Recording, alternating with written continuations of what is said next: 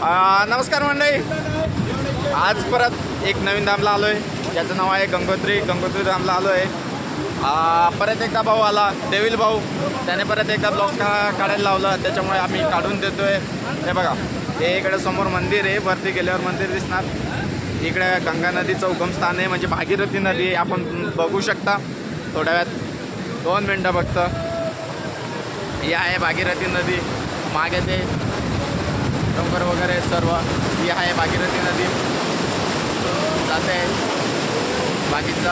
आणि मागे बघू शकता मंदिर आहे.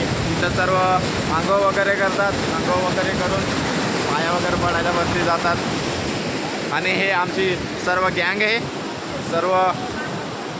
या भाऊ तुम्ही ब्लॉगर आहेत. हे परत देविल भाऊ, हे श्रीकांत भाऊ, हे मिलन भाऊ.